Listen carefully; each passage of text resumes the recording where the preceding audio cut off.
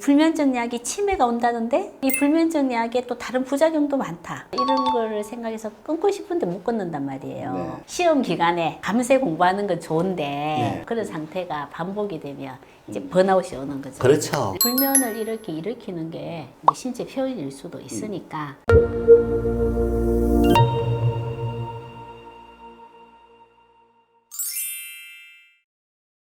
안녕하세요. 이웃집 닥터 기능의학TV의 김혜연 원장입니다. 오늘의 주제는 불면증에 대한 이야기를 나눠보려고 하는데요. 우리 불면증 치료의 대가 이희창 원장님, 불면증에 대해서 오늘 유익한 이야기 말씀 부탁드립니다. 우리 모든 의사 선생님들이 불면증에 대해서 열심히 치료하고 계시고 거기에 대해서 환자분들에게 도움을 드리려고 열심히 노력하고 있잖아, 그죠? 근데 이제 우리 그 환자분들 이제 불면증으로 많이 오시는데 공통된 불안이 있으신 것 같아요. 약을 많이 먹는다. 이 약을 내가 언제까지 먹어야 되느냐. 약을 이제 먹을 수밖에 없는데 이 약을 계속 먹어야 될지 그렇지. 끊으려고 하는데 끊기 힘들고 이 불면증 약이 치매가 온다는데 네. 또 이런 이야기도 많이 들리고 네. 또 이 불면증 약에 또 다른 부작용도 많다. 뭐 이상 행동을 한다든지 네. 이제 이런 거를 생각해서 끊고 싶은데 못 끊는단 말이에요. 네. 이런 불면증 약을 드시고 있는 분들이 놓치고 있는 게 뭔지, 뭘 내가 개선하면 이 약을 끊을 수 있는지, 불면증 치료의 대가 이희창 원장님께서 오늘 한번 말씀해 주시죠. 그런 식으로 해야지만 그래서 수면은 우리가 일생 동안 생활하면서 하루에 3분의 1인 8시간을 우리가 수면으로 보내고 있어요. 그거는 곧 인생의 가장 중요한 것은 수면이다 라고 얘기할 수 있는 거죠. 쉬는 것이 얼마나 중요하고 우리가 능률을 올리는 데 중요한가. 그래서 이 잠에 대해서는 종합예술이다. 수면에 관계되는 인자들이 무수히 많기 때문에 나하고 관련되는 요인들은 무엇인가 이거 찾는 것이 중요한 것 같아요. 그렇죠. 잠을 못 주무시는 분들도 내가 뭘 놓치고 있는가를 체크리스트를 만들어 보고 체크해 보시는 게 좋을 것 같아요. 네, 그죠? 그거는 정말 중요한 것입니다. 불면증의 원인에 대해서 우리 구독자분들께서 잘 이해할 수 있도록 좀 설명을 간단하게 좀 해주시죠. 잠을 잘 자기 위해서는 우리 수면 호르몬인 멜라토닌이 적절히 잘 나와야 된다.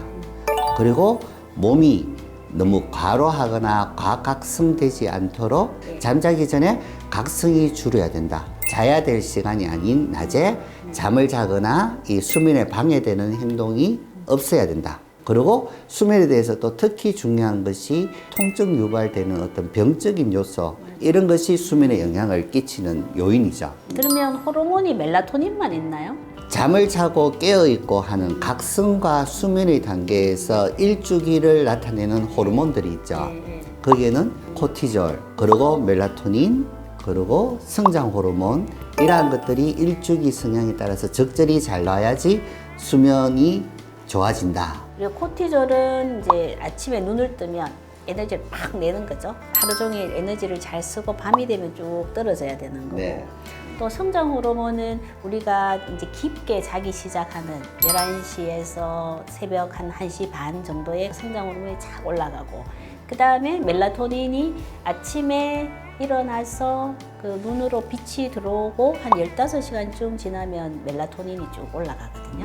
그래서 이 세 가지 호르몬의 밸런스가 잘 맞아야 우리가 아침에 힘이 나고 밤에 잠이 오고 이게 되는 거죠. 이 세 가지 호르몬의 밸런스가 사람마다 다르더라는 거죠. 어떤 분은 멜라토닌의 문제일 수도 있고 또 어떤 분은 밤에 코티졸이 올라갈 수도 있고 밤에 코티졸이 너무 떨어져서 잠을 못 주무실 수도 있고 또 성장 호르몬이 정상이신 분도 있고 너무 낮으신 분들. 그러면 이제 그 분의 호르몬 밸런스를 맞춰주면 일단 호르몬으로 인한 그 불면증은 개선이 되는 거죠. 또 호르몬 이런데 또 신경계도 또 수면에 영향을 미치잖아요. 각성 상태로 볼 때는 우리가 정신적으로 굉장히 민감하거나 예민하신 분들은 이 호르몬들 중에 또 코티졸이라는 호르몬의 작용을 많이 해요. 이것이 우리가 HPA-X6라고 하는 스트레스 호르몬이라고 얘기하죠. 그래서 코티졸이 많이 분비가 되면 막 불안하고 긴장하고 예민해서 열심히 에너지를 사용해야 되는 상태로 각성이 되는 거죠. 이 상태가 계속 지속되거나 문제가 생길 때 코티졸 밸런스가 깨지게 되고 그치. 그것 때문에 뇌에 영향을 미치게 되는 그렇죠. 거죠. 그래서 우리가 막 시험 기간에 네. 막 코티졸이 팍 올라와가지고 밤새 공부하는 건 좋은데 네. 한 달, 두 달, 매달 시험 치는 것처럼 그런 상태가 반복이 되면 이제 번아웃이 오는 거죠. 그렇죠. 스트레스 호르몬의 밸런스를 맞춰주기 위해서는 뭐가 또 기초가 돼야 되는 게 있죠. 호르몬하고 신경은 서로 상호 보완 작용을 하잖아요. 네. 우리 몸의 항상성을 유지하는데 호르몬과 신경이 같이 작용을 하니까 우리 척추뼈에서 쭉 나오는 이제 신경이 교감신경, 부교감신경. 그 신경계의 균형도 불면증이 사실은 영향을 많이 주죠. 네. 대부분 이제 불면증 환자분들은 이제 어떻게 생각하고 계시냐? 나는 교감이 많이 올라갔을 거다 이렇게 생각하세요. 나 이렇게 막 잠 못 자고 밤에 괴로운데 실제로 검사를 보면 교감이 많이 떨어지신 분이 많으시거든요. 이 자율신경계 이상이 이 불면하고 연관이 있기는 한데 이제 초기에는 당연하게 교감신경이 활성도가 많이 높아져 있겠죠. 각성이 되고 예민해져 있으니까. 그런데 교감신경이 올라가 있는 상태로 유지되다 보면 결국에는 에너지가 과다 소모돼서 이제 교감신경이 떨어지겠죠. 그럼 교감신경이 떨어진 예민한 사람은 제가 볼 때 만성 자율신경 이상이라고 보시면 될 것 같아요. 그런 분일수록 더 약을 못 끊게 되시는 거죠. 그렇죠. 이 자율신경계는 스스로 내 몸이 안 좋은 걸 스스로 조절하는 신경이라고 보는데요. 그러면 자율신경계의 영향이 불균형이 됐다 하는 것은 자율신경계가 이제 자기 스스로 할 수 있는 영향이 부족한 상태라고 볼 수가 있는 거죠. 아, 내 몸 상태가 이 정도로 안 좋구나.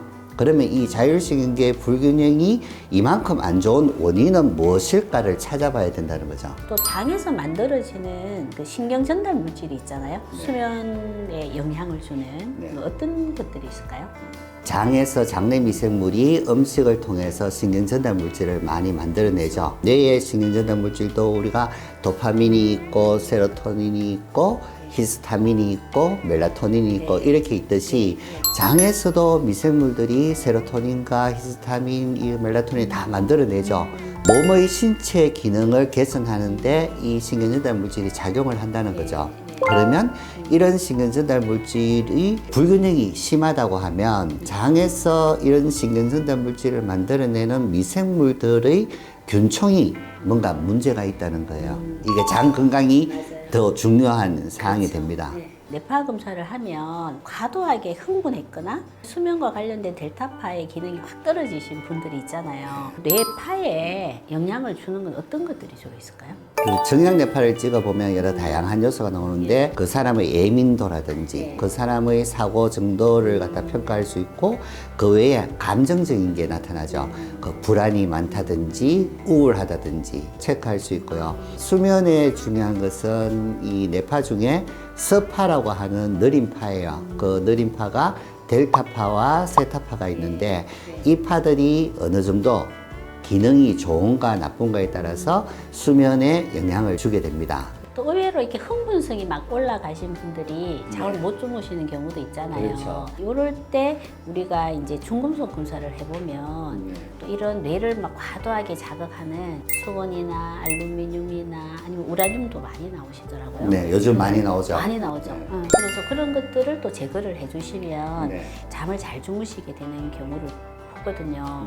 불면을 이렇게 일으키는 게 이제 신체 표현일 수도 있으니까 어떤 방법으로도 치료되지 않는다면 기능의학 검사를 해보시는 것도 도움이 되겠다 이런 생각이 들고 이런 수면 위생을 위해서 우리가 지켜야 할 습관이 뭐가 있을까요? 첫 번째는 이 멜라토닌이 잘 작동하도록 우리가 아침 일찍 일어나서 햇볕을 보고 걷기부터 시작하고 밤에 잘 때 이 멜라토닌이 분비되는 것을 방해하는 블루라이트를 차단해야 된다. 그 중에 하나 우리가 핸드폰을 사용하면 안 된다. 잠을 잘 잘 수 있는 분위기를 만들어줘야 되는데 빛이 전혀 들어가지 않는 환경을 만들어서 잠을 취해야 된다라고 볼 수가 있습니다.